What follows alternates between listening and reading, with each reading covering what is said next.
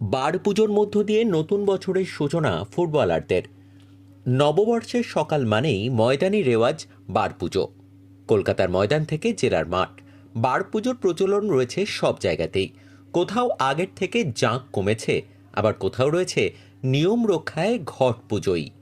তবে পয়লা বৈশাখের সকালে টাকি এরিয়ান ক্লাবে রীতি মেনে রীতিমতো জাঁকজমকপূর্ণ বার পুজোর আয়োজন করা হলো।